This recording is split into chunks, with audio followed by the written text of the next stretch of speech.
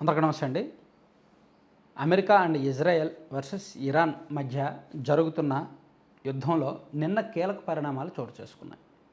నిన్నటి యుద్ధంలో ఇరాన్దే ఒక రకంగా పైచేయి సాధించినట్టుగా కనిపిస్తోంది.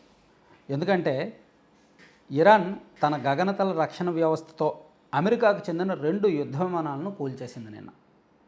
వాటిలో అత్యంత కీలకమైన F-15 అండ్ A-10 ఈ 2 యుద్ధ విమానాలు కూడా అమెరికాకు అత్యంత కీలకమైనవి. పూర్తి సాంకేతికతతో నడుస్తున్నాయి. సో చాలా ఖర్చు కూడా పెట్టింది అమెరికా యుద్ధ విమానాల కోసం. సో ఈ 2 కూడా ఇరాన్ కూల్చివేసింది. అండ్ వీళ్ళల్లో ఒక పైలట్ని అమెరికా రక్షించింది, మరో పైలట్ మాత్రం ఇరాన్ చెరలోనే ఉన్నట్టుగా చెప్తున్నారు. సో అంటే గల్లంతయ్యారా లేదా ఇరాన్ చెరలో ఉన్నారనేది క్లారిటీ లేదు. కొంతమంది గల్లంతయ్యినట్టు చెప్తున్నారు, కొంతమంది ఇరాన్ చెరలో ఉన్నట్టు చెప్తున్నారు. సో అది అక్కడ ఆ రకంగా అమెరికాకి దెబ్బతలింది. మరోవైపు ఇజ్రాయెల్ మీద ఇరాన్ నిన్న భారీగా క్షిపణులు, డ్రోన్లు ప్రయోగించింది. ఇజ్రాయెల్లోని టెల్ అవీవ్ వంటి ప్రాంతాల్లో బీభత్సంగా సైరన్లు మోగాయన్నమాట. అలాగే దుబాయ్లోని వరాకిల్ భవనం, ఇరాక్లోని విదేశీ చమురు సంస్థల మీద కూడా డ్రోన్ దాడులు జరిగాయి.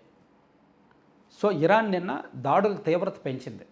కొన్ని పర్టికులర్ స్థావరాలను అండ్ కేంద్రాలను లక్ష్యంగా చేసుకొని దాడి చేసిందనమాట. అలాగే అమెరికా అండ్ ఇజ్రాయెల్ కూడా నిన్న వారి దాడి తీవ్రతను పెంచాయి.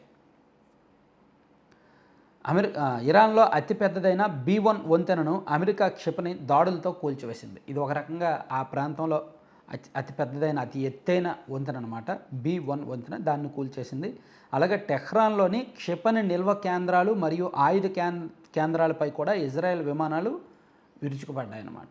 సో ఇలా ఒకవైపు ఇజ్రాయెల్ అండ్ అమెరికా టార్గెట్ ఇరాన్లో కొన్ని స్థావరాలను టార్గెట్ చేస్తే, ఇరాన్ ఒంటరిగా పోరాడుతూ ఒకవైపు ఇజ్రాయెల్లో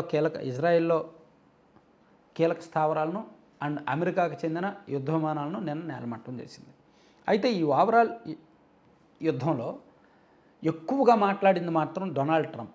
ప్రతిరోజు కూడా ఆయన నుంచి ఏదో ఒక స్టేట్మెంట్ వస్తూనే ఉంది. అది వ్యంగ్యంగా కానీ, హెచ్చరికగా కానీ, ప్రపంచ దేశాలకు ఒక రకమైన పిలుపుగా కానీ, ఏదో ఒక రకంగా ఆయన నుంచి రకరకాల స్టేట్మెంట్లు వస్తూనే ఉన్నాయి. సో ఒకసారేమో శాంతి చర్చలు జరుగుతున్నాయి, రేపో మాపో యుద్ధం ఆగిపోద్ది అనేటట్టు ప్రకటిస్తాడు.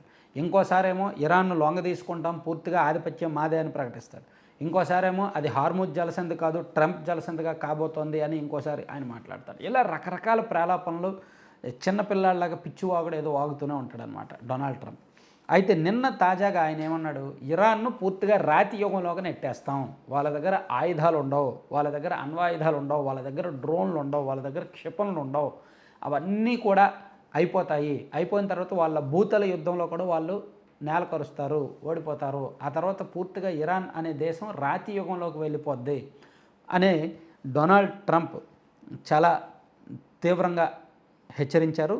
దాంతోపాటు విద్యుత్ కేంద్రాలు, ఇరాన్లో విద్యుత్ కేంద్రాలను లక్ష్యంగా చేసుకొని దాడులు చేస్తామని కూడా హెచ్చరించారు.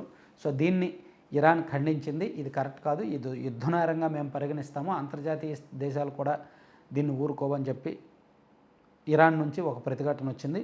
మరోవైపు ఇరాన్ క్షిపణులు అయిపోయాయి అన్న ట్రంప్ వ్యాఖ్యల మీద కూడా మీరు ఇజ్రాయెల్లో టెల్ అవీవ్లో చూడండి, అక్కడ సైరన్ల మోత చూడండి, చూసి మాట్లాడండి అని చెప్పి ఇరాన్ నుంచి ఒక స్పందన వచ్చిందనమాట. సో మరోవైపు తాజాగా డొనాల్డ్ ట్రంప్ ఒక ప్రతిపాదన ఏంటంటే 48 గంటల్లో కాల్పుల విరమణ ఒప్పందం చేసుకోండి అని ఇరాన్కి మరోసారి వార్నింగ్ ఇచ్చారు అండ్ అల్టిమేటం ఇచ్చారు. 48 గంటల్లోగా కాల్పుల విరమణ ప్రతిపాదనను ఇరాన్ తిరస్కరిస్తే మాత్రం దాడులు పెంచుతాము అనేది ఒక కీలకమైన అంశం. సో దీన్ని కూడా ఇరాన్ తిరస్కరించిందంట.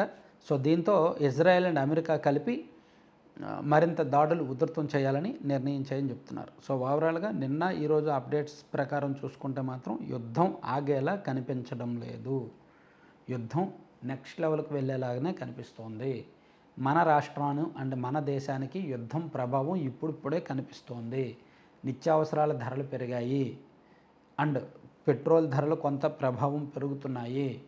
రేపో మాపో పెట్రోల్ ధరలు ఈ 5 రాష్ట్రాల అసెంబ్లీ ఎన్నికలు అయిపోయిన తర్వాత మాత్రం పెట్రోల్ ధరలు ఇంకా వాచిపోతాయి. మరోవైపు ఖరీఫ్ ఇంకో నెల 15 రోజుల్లో ఖరీఫ్ రాబోతోంది కాబట్టి ఖరీఫ్కి యూరియా అండ్ ఫెర్టిలైజర్స్ కూడా కొరత రాబోతోంది.